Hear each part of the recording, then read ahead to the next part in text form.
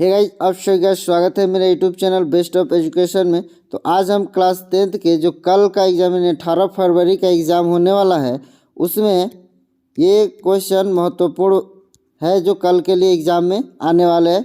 तो उसमें हम देखेंगे, लिखा रहता है कि देखिए कि प्रश्न संख्या 1 से लेकर 20 तक वस्तुनिष्ठ प्रश्न है। इनमें से किन्हीं 40 प्रश्नों का उत्तर देना है। प्रत्येक प्रश्न के साथ 4 विकल्प दिए जाते हैं जिनमें से एक सही है और अपने द्वारा चुने गए सही विकल्प को ओ मार्कशीट पर चिन्हित करना है। तो आइए हम देखते हैं इन सभी का प्रश्नों की।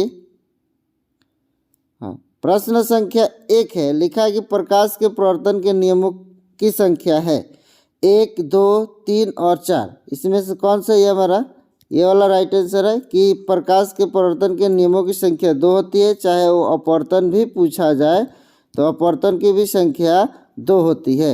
अपवर्तन चाहे प्रकाश के प्रवर्तन या अपवर्तन के नियमों की संख्या होती है 2 होती है।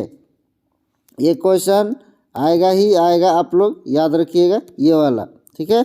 अगला प्रश्न देखते हैं। प्रश्न संख्या 2 है कि प्रकाश का वेग सबसे अधिक होता है कांच में, मिट्टी में, वायु में, शून्य यानी निर्वात में। तो किस में होता है सबसे ज़्यादा? शून्य यानी निर्वात में होता है, खाली जगहों पे, ठीक है।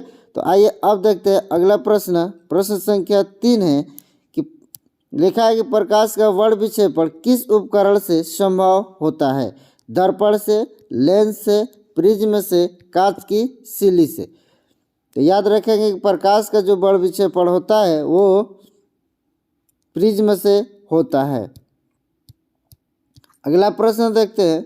प्रश्न संख्या 4 है कि सामान्य नेत्र के लिए स्पष्ट दृष्टि की न्यूनतम दूरी होती है।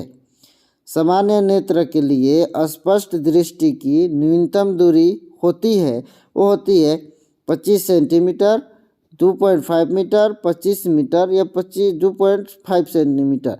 अगर आपसे पूछा गया है कि सामान्य नेत्र की स्पष्ट दृष्टि की न्यूनतम दूरी, तो न्यूनतम हो जाएगा 25 सेंटीमीटर और अधिकतम दूरी पूछा जाए तो आपका हो जाएगा अनंत होता है, यह अनंत होता है। इसका एक राइट आंसर हो जाएगा ए नंबर 4 का। चलिए अगला प्रश्न देखते हैं। प्रश्न संख्या 5 है कि लिखा है कि एक प्रिज्म कितने सतहों से घिरा रहता है? पहला ऑप्शन है 5, दूसरा है 4, तीसरा ऑप्शन है 3 और इनमें से कोई नहीं। तो एक प्रिज्म जो होता है वो 5 सतहों से मिल के घिरा रहता है।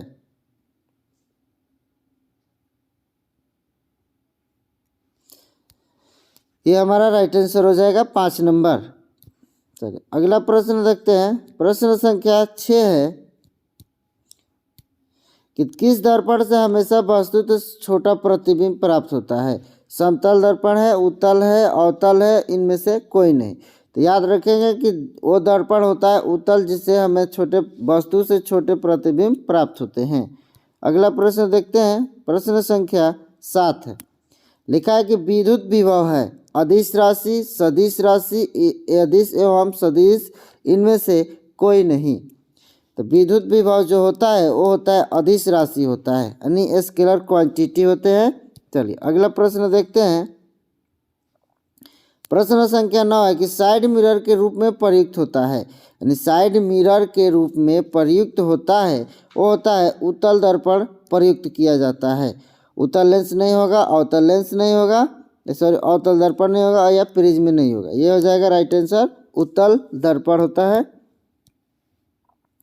प्रश्न संख्या है कि जब प्रकाश की किरणें हवा से कांच में प्रवेश करती है तब वह किरण मुड़ जाती है, यानी जब हवा से प्रकाश किरण का गमन करती है तो किस तरफ मुड़ जाती है? अभिलंब से दूर हो जाती है, अभिलंब के निकट हो जाती है, अभिलंब के समानांतर होती है, या इनमें से कोई नहीं होता है। यह होता है कि अभिलंब के निकट हो जाती है। अगला प्रश्न है कि चुंबकीय क्षेत्र का एसआई मात्रक है टेस्ला, वेबर, एम्पियर और ये फ्राइडे। तो इस चुंबकीय क्षेत्र का एसआई मात्रक होता है वेबर होता है। क्या होता है? वेबर होता है। चलिए अगला देखते हैं। प्रश्न संख्या है कि समानांतर क्रम पार्श्व में जुड़े दो प्रतिरोधकों जिनके प्रतिरोध R1 तथा R2 है का समतुल्य प्रतिरोध R बराबर होता है, यानी R के बराबर पूछा गया है हमसे। तो ये देखिए हमें से फॉर्मूला होता है R1 प्लस R2 होता है, यानी यह होता है श्रेणी के लिए समानांतर के लिए। तो देखेंगे 1/R 1/R1 प्लस 1/R2 हो जाएगा। तो आइए हम इसको सॉल्व करते हैं। तो इसका हो जाएगा एलसीएम R1 R2 हो जाएगा, तो ये हो जाएगा R2 प्लस R1 हो जाएगा। हाँ, तो ये हमारा हो गया। इसको हम उलट दें तो हो जाएगा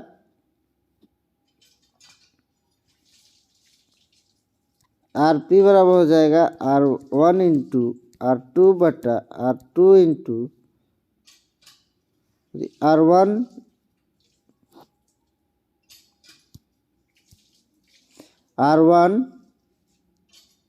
प्लस R2 हो जाएगा। इसका राइट आंसर सी हो जाएगा। ये हमारा राइट आंसर हो जाएगा, सी हो जाएगा। ये नहीं होगा, ये भी नहीं होगा, ये नहीं होगा। ठीक है, अगला प्रश्न देखते हैं। प्रश्न संख्या है, लिखा है कि जूल बटा कूलम किस कहा जाता है? वोल्ट को ओम कहा जाता है, एम्पियर कहा जाता है, वाट कहा जाता है। तो इसका राइट आंसर हो जाएगा वोल्ट कहा जाता है जूल बटा कूलम को। ठीक है, अगला प्रश्न देखते हैं। प्रश्न संख्या 13 है, लिखा है कि दूरदृष्टि वाला नेत्र साफ साफ देख सकता है। निकट की वस्तुओं को, दूर की वस्तुओं को, केवल छोटी वस्तुओं को ही, केवल बड़ी वस्तुओं को। किसको देख सकता है? तो दूर की वस्तुओं को साफ साफ देख सकते हैं और निकट वाले वस्तुओं को नहीं देख सकते। यानी दूर में दूर की वस्तु साफ दिखाई देंगे, निकट में निकट की वस्तु साफ दिखाई देते हैं। हाँ, लिखा है कि हमारे घरों में जो विद्युत आपूर्ति की जाती है वह है 220 वोल्ट दिष्ट धारा, 12 वोल्ट दिष्ट धारा, या 220 वोल्ट प्रत्यावर्ती और ये 12 वोल्ट प्रत्यावर्ती। यानी 220 वोल्ट एसी करेंट हमारा घर में जो प्रयुक्त होता है वो होता है ये वाला, यानी 220 वोल्ट प्रत्यावर्ती धारा प्रयुक्त होता है। अगला प्रश्न देखते हैं। प्रश्न संख्या लिखा है,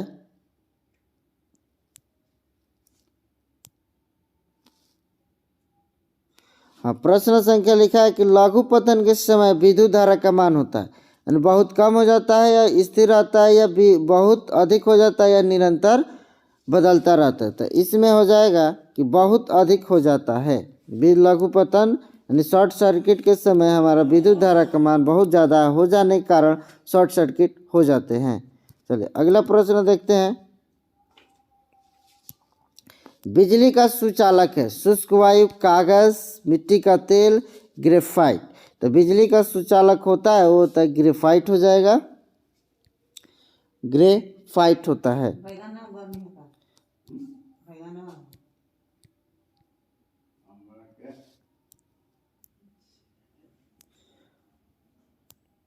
अगला प्रश्न देखते हैं कि क्षारीय विलयन का पीएच मान कितना होता है? 7 से कम, 7 से ज़्यादा, 7 इनमें से कोई नहीं। तो बता दें कि पीएच जो मान होता है क्षारीय का वो होता है 7 से अधिक होता है। अगर 7 होगा तो उदासीन होता है, और 7 से जो कम होता है वो अम्ल होता है। तो इसका राइट आंसर हो जाएगा 7 से अधिक होता है पीएच मान क्षारीय विलयन का। अगला प्रश्न हम देखते हैं। प्रश्न लिखा है कि निम्नांकित में कौन विजातीय यौगिक है? चूना पत्थर, खड़िया या संगमरमर है। यानी चूना पत्थर पूछा, यानी कर कि इनमें से कौन इससे अलग है, यानी तीनों से अलग पूछा गया है। इसका भी फॉर्मूला CaCO3 होता है, इसका भी फॉर्मूला CaCO3 होता है, और संगमरमर का भी फॉर्मूला CaCO3 होता है। और जो बच गया देखिए तीनों एक जैसा है। और ये जो बचा है प्लास्टर ऑफ पेरिस, तो ये हमारा होता है विजातीय यौगिक होता है। ठीक है, अगला प्रश्न बढ़ते हैं। प्रश्न संख्या 19 लिखा है कि बेकिंग सोडा का रासायनिक सूत्र है NaHCO3, NaOH, N2CO3 या KOH होता है। इसका राइट आंसर हो जाएगा NaHCO3। बेकिंग सोडा का रासायनिक सूत्र यही है। चलिए अगला प्रश्न देखते हैं। प्रश्न संख्या लिखा है कि निम्नलिखित में से किस हाइड्रोकार्बन में कार्बन कार्बन परमाणु के बीच 3 आबंध होता है। तो आइए हम देखते हैं कि किस कार्बन यानी हाइड्रोकार्बन के बीच हमारा 3 आबंधों की संख्या पाई जाती है। तो यहाँ पर देख रहे हैं कि CH4 दिया है। तो CH4 में एक कार्बन ये एक ही है, यहाँ पे हो जाएगा, ये होगा, ये बिल्कुल नहीं होगा। दूसरा है C2H6, ये भी नहीं होगा क्योंकि कार्बन के साथ है 2 है, सिंगल बॉन्ड, ये हो जाएगा 6 हाइड्रोजन होगा, ये भी नहीं होगा। ये बच रहा है C3H4 है। तो C3H4 इसके साथ ट्रिपल बॉन्ड हो जाएंगे और ये हाइड्रोजन, ये और ये सॉरी यहाँ पे ये होगा राइट आंसर। क्यों, देखिए हम बता रहे C ट्रिपल बॉन्ड C, एक हाइड्रोजन यहाँ, एक हाइड्रोजन यहाँ नहीं लगेगा क्योंकि यहाँ पे एक बैलेंस इधर है और 3 बैलेंस इधर है, तो 4 हो गया।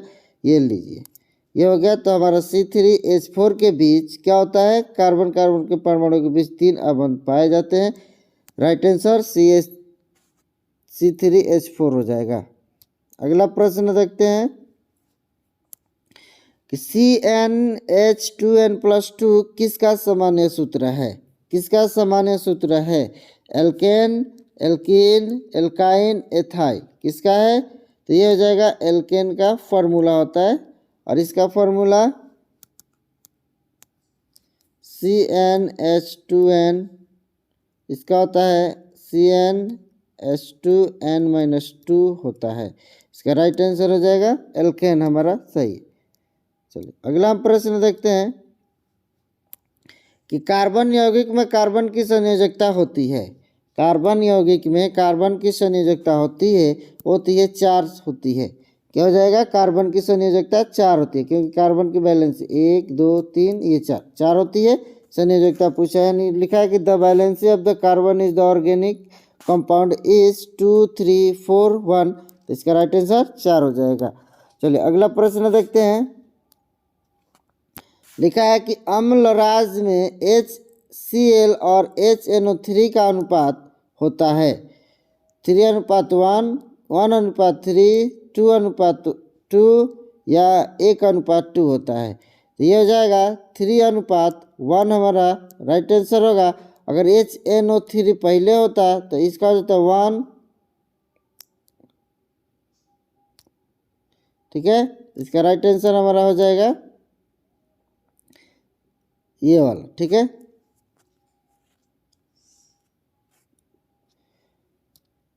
अगला प्रश्न देखते हैं। लिखा है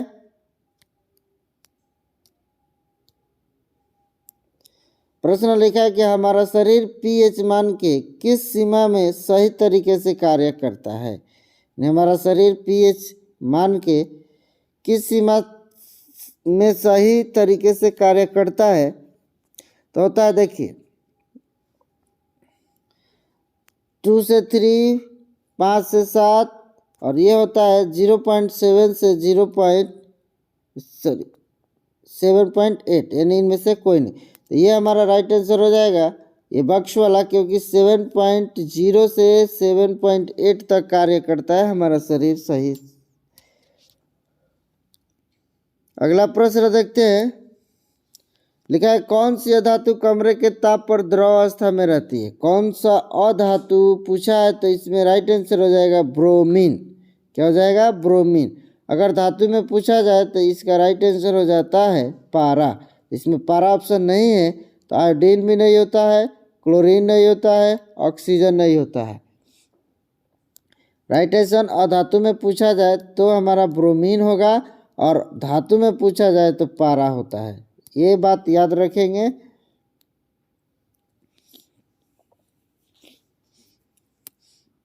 अगला प्रश्न है कि एसिटिल्डिहाइड का IUPAC नाम है। एथेनॉन, एथेनॉल, एथनॉल, एथेन। इसका राइट आंसर क्या हो जाएगा? एथेनॉल होता है, जो एसिटिल्डिहाइड का IUPAC नाम है। अगला प्रश्न देखते हैं।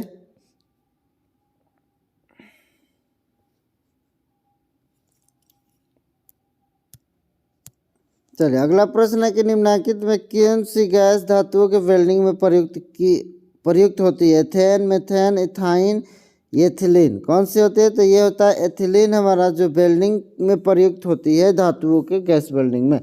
ठीक है, तो इसका राइट आंसर हो जाएगा एथिलीन होता है। ठीक है, अगला प्रश्न देखते हैं। लिखा है कि निम्नलिखित में किस वैज्ञानिक ने तिर्यक नियम दिया था? Newlands, Rutherford, Dobereiner, Dalton. कौन दिया था? तो डोब्रेनर ने दिया था तिर्यक नियम का। अगला प्रश्न देखते हैं कि मेंडलीव की आवर्त सारणी में आवर्त की संख्या कितनी है? 7, 8, 9, 10। ये नहीं है, ये नहीं है, ये नहीं है। कौन हो जाएगा राइट आंसर? 7 होता है। मेंडलीव की आवर्त सारणी में ये 7 होते हैं। ठीक है, चलिए अगला प्रश्न देखते हैं। प्रश्न संख्या कि कोयला तथा पेट्रोलियम है जीवाश्म ईंधन, नवीकरणीय ईंधन, नाभिकीय ईंधन, बायोगैस ईंधन। कौन सा ईंधन है? तो जीवाश्म ईंधन है, कोयला और पेट्रोलियम। चलिए अगला प्रश्न देखते हैं। प्रश्न संख्या है कि निम्नलिखित में कौन प्राकृतिक संसाधन है?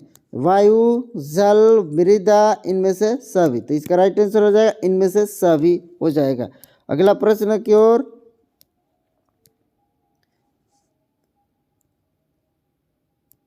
लिखा है कि कैल्शियम की परमाणु संख्या है। कैल्शियम की परमाणु संख्या है 20, 15, 17, 18।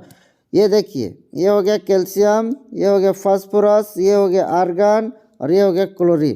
तो हमें पूछा गया है कैल्शियम, कैल्शियम का संकेत Ca होता है, तो Ca हमारा क्या हो जाएगा? 20 हो जाएगा, यानी राइट आंसर इसका 20 होगा कैल्शियम की परमाणु संख्या। चलिए अगला प्रश्न की ओर देखते हैं। लिखा है कि स्वपोषी पोषण के लिए आवश्यक है क्लोरोफिल, CO2 तथा जल, सूर्य की प्रकाश या इनमें से सभी। तो जो स्वपोषी होते हैं, जो भोजन खुद बनाते हैं, उसके लिए सभी जरूरी है, इसलिए इसका राइट आंसर इनमें से सभी हो जाएगा। अगला प्रश्न संख्या है कि निम्नलिखित में कौन एक अपघटक है? निम्नलिखित में कौन एक अपघटक है? पहला है गोलकृमि, बैक्टीरिया, शैवाल या अमर बेल है। कौन है इसका राइट आंसर? कि एक अपघटक का कार्य करता है, इसका राइट आंसर क्या हो जाएगा? बैक्टीरिया है, जो कि अपघटक का कार्य करता है। चलिए अगला प्रश्न देखते हैं। लिखा है कि एक लिंगी पुष्प का उदाहरण है पपीता, सरसों, अड़हुल, इनमें से कोई नहीं। तो इसका राइट आंसर हो जाएगा पपीता। हाँ, इसका राइट आंसर क्या हो जाएगा? पपीता एक लिंगी पुष्प का उदाहरण है। कह रहा है कि मेंडल ने अपने प्रयोग में किस पौधे का चयन किया था? ये सभी को पता है कि मेंडल ने जो पौधा का प्रयोग किया था वो था मटर का पौधा। ठीक है, मटर का पौधा। अगला प्रश्न देखते हैं। जीव किस प्रक्रम द्वारा अपनी संख्या में वृद्धि करते हैं? जीव किस प्रक्रम द्वारा अपनी संख्या में वृद्धि करते हैं? प्रचलन, जनन, श्वसन, पोषण। किसके द्वारा प्रक्रम संख्या में वृद्धि करते हैं? तो जनन के द्वारा करते हैं। अगला प्रश्न कि नर युग्मक और मादा युग्मक के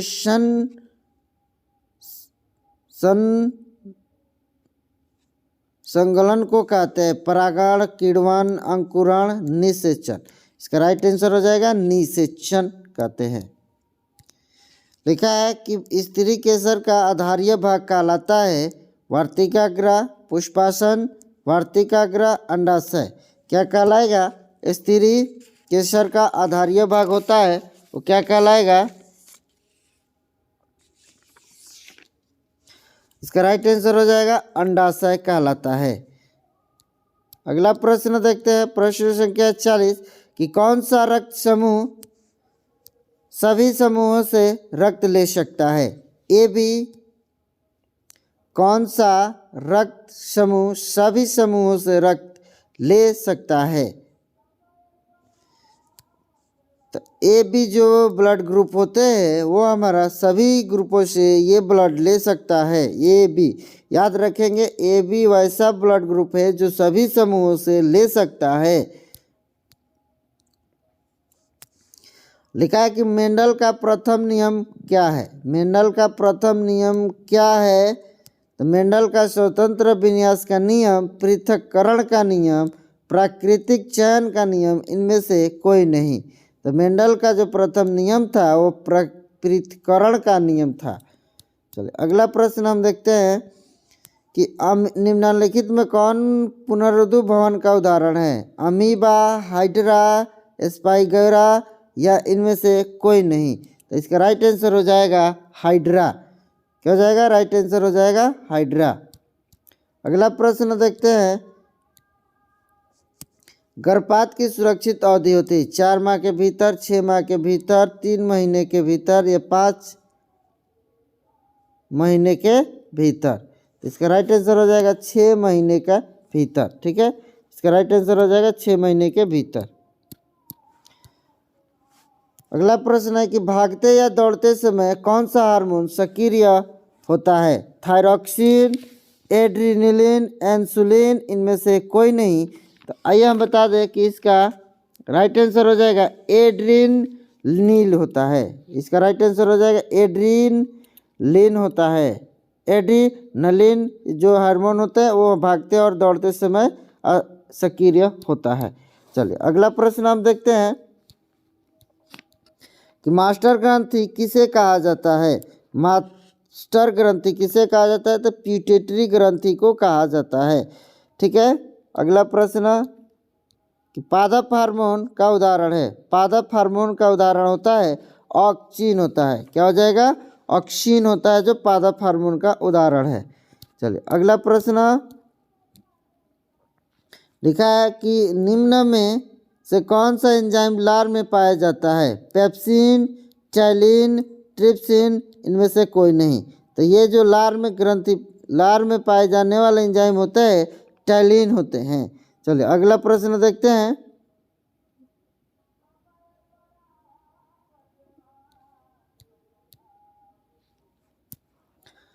निम्न में से कौन सा प्रभावी गुण है। लंबा, उजला फूल, बौना, सिकुड़ा बीज, यानी रिकेड सीड्स होते हैं। क्या हो जाएंगे? इसका सिकुड़ा बीज हो जाएगा राइट आंसर। अब पूछा गया है कि लेंस सूत्र है, तो लेंस सूत्र क्या हो जाएगा? हमारा राइट आंसर ये हो जाएगा 1/v - 1/u = 1/f होता है। तो लेंस सूत्र कौन हो जाएगा? ये हो जाएगा। अगर भाई दर्पण सूत्र पूछा जाता तो प्लस होता, तो ये वाला ए नंबर सही होता। ठीक है, तो ये हमारा राइट आंसर होता है, इसमें माइनस होते हैं। ठीक है, तो अगला प्रश्न है कि द्विअवतल लेंस को कहा जाता है। द्विअवतल लेंस को कहा जाता है अपसारी लेंस कहा जाता है। क्या कहा जाएगा? अपसारी लेंस कहा जाता है। और अभिसारी लेंस उत्तल लेंस होते हैं और दोनों प्रकार का लेंस नहीं होगा, बाइफोकल लेंस को कहा। ठीक है, अगला प्रश्न हम देखते हैं कि उत्तल लेंस की क्षमता होती है किस में होती है? हमेशा तो धनात्मक में होती है। किस में हो जाएगी? धनात्मक में। और अवतल लेंस की हमेशा होती है ऋणात्मक में। तो इसका राइट आंसर हमसे पूछा गया है जो उत्तल है, इसलिए इसका धनात्मक राइट आंसर हो जाएगा। चलिए अगला प्रश्न कि प्रकाश के अपवर्तन के कितने नियम हैं। अभी सबसे पहला क्वेश्चन पूछा था कि प्रकाश के प्रवर्तन का नियम पूछा था, और ये इसमें पूछा है कि प्रकाश के अपवर्तन के कितने नियम है। तो इसमें भी बताए थे कि इसका भी राइट आंसर 2 ही होगा। प्रवर्तन चाहे अपवर्तन का नियम जो होते हैं वो 2 ही होते हैं। चलिए अगला प्रश्न देखते हैं, लिखा है कि कौन रंग खतरे के सिग्नल में उपयोग होता है। कौन रंग खतरे के सिग्नल में उपयोग होता है?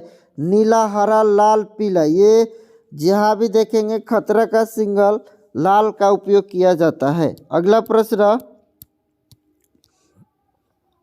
लिखा है कि विद्युतमय तार यानी लिव वायर सामान्यतः होता है, क्या होता है, यानी हमेशा जो होते हैं लिव वायर वो होते हैं लाल रंग का होता है।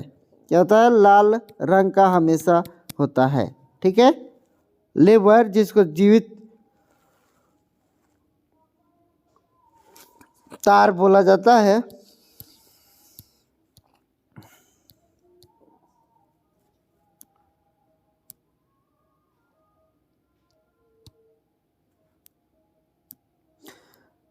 अगला क्वेश्चन है कि विद्युत मोटर परिवर्तित करता है यांत्रिक ऊर्जा को विद्युत ऊर्जा में, विद्युत ऊर्जा को आंतरिक ऊर्जा में, रासायनिक ऊर्जा को विद्युत ऊर्जा में, विद्युत ऊर्जा को रासायनिक ऊर्जा में। ये नहीं होगा, इसका right answer B number right होगा, क्योंकि विद्युत ऊर्जा को यांत्रिक ऊर्जा में ये बदलता है।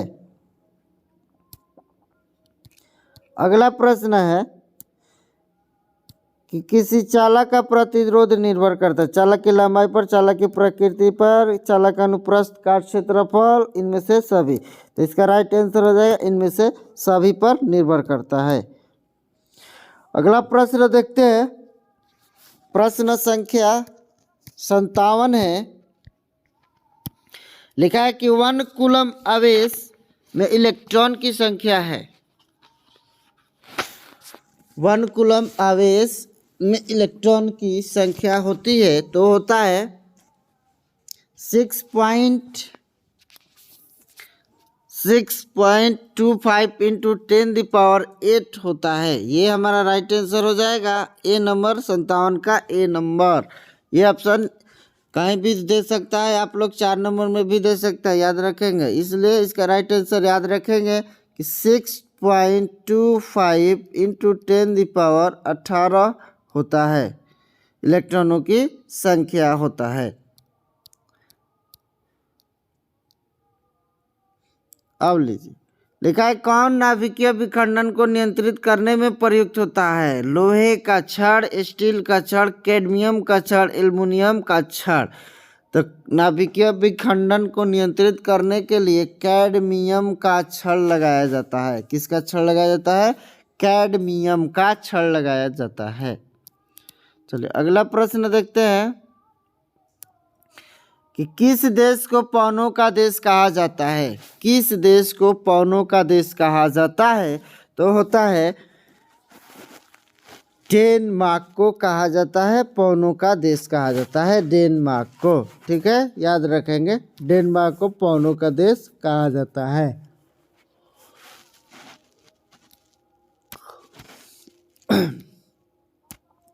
अपघटन अभिक्रिया का उदाहरण है, अपघटन अभिक्रिया का उदाहरण है जिसमें से अपघटन में से ऑक्सीजन की कमी हो जाती है। इसका राइट आंसर हो जाएगा, इसमें ऑक्सीजन की कोई भी कमी नहीं हो रही है, इसमें भी कोई कमी नहीं हो रही है, इसमें भी नहीं हो रहा है। देखिए तो 3O2 यानी 6 ऑक्सीजन यहाँ से बाहर निकल रहा है इसमें से। ठीक है, तो अपघटन की क्रिया यही होगा 2 नंबर। चलिए अगला, सॉरी ए नंबर इसका राइट आंसर 60 का। लिखा है कि क्लोरोफॉर्म का अणु सूत्र है, क्लोरोफॉर्म का अणु सूत्र है CHCl3 होता है। अगला प्रश्न देखेंगे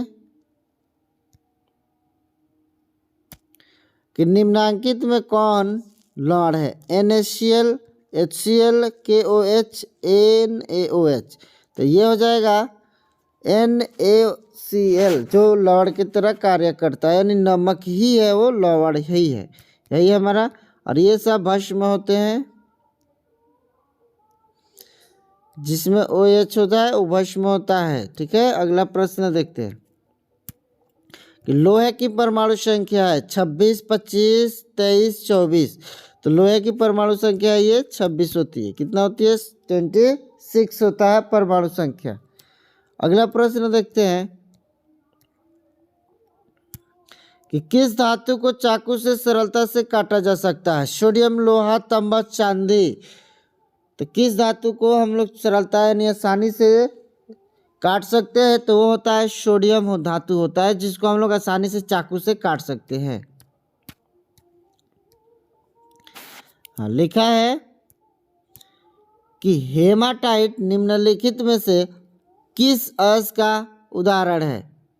कैल्शियम, आयरन, सोडियम, एल्युमिनियम। तो अयस्क किसका है? हेमाटाइट किस धातु का अयस्क होता है?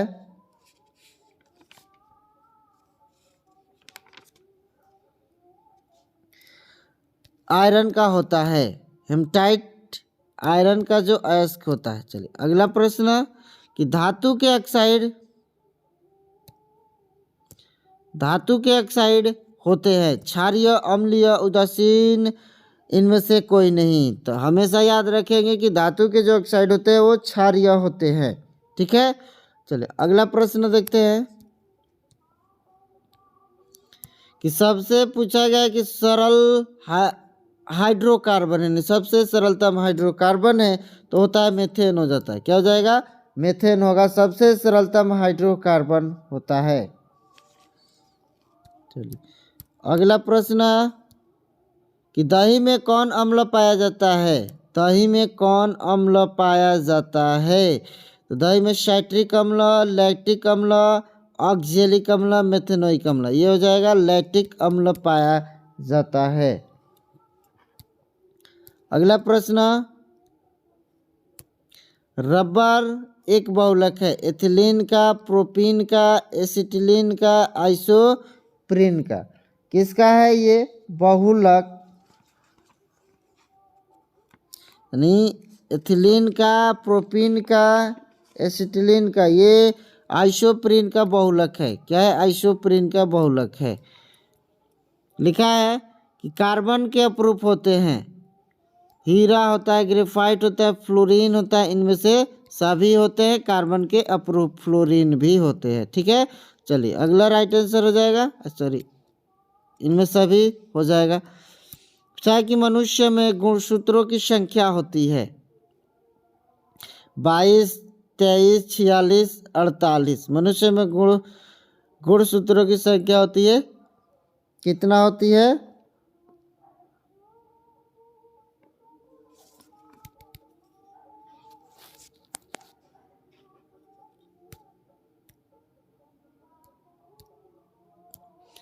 तो इसका हो जाएगा राइट आंसर 46 होता है मनुष्य में गुणसूत्र की संख्या। चलिए अगला प्रश्न,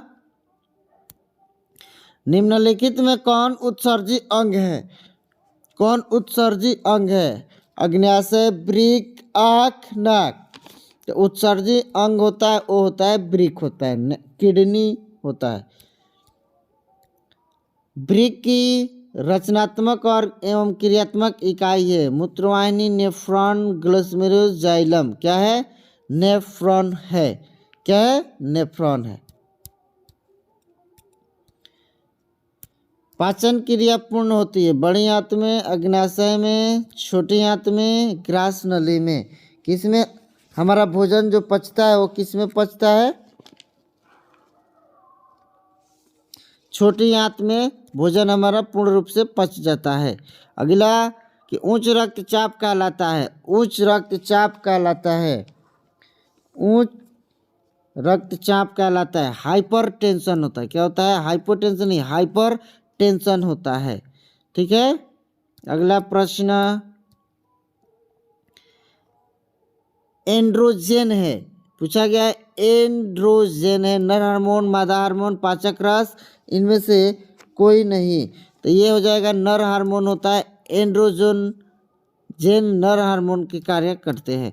अगला कि सबसे छोटी अंतःस्रावी ग्रंथि है, सबसे छोटा अंतःस्रावी ग्रंथि होती है थायराइड ग्रंथि होती है। क्या होती है? थायराइड ग्रंथि होती है। अगला प्रश्न कि पुरुष का मैथुन अंग है, पुरुष का मैथुन अंग है वो होता है शीशन होता है, शीशन होता है। मनुष्य का वैज्ञानिक नाम है होमो एस्पेसिनिस होता है, होमो एस्पेनिस होता है। क्या होता है? एस्पेनिस होता है। ठीक है, अब लास्ट क्वेश्चन है कि बीज पत्र का कार्य है, बीज पत्र का कार्य क्या है? तो होता है सुरक्षा होता है। क्या होता है? सुरक्षा होता है। इसका राइट आंसर हो जाएगा सुरक्षा होता है। ठीक है, चलिए। तो ये दोस्तों आप लोग को आशा करते कि ये वीडियो आप लोग को अच्छी लगी हो, तो इसको कृपया आज लाइक शेयर करना ना भूलें, ताकि कल जो एग्ज़ाम होने वाले हैं इसमें से क्वेश्चन 100% आएंगे। तो आप लोग याद रखें, इस वीडियो को देखना ना भूलें। थैंक यू, धन्यवाद। जय हिंद, जय भारत।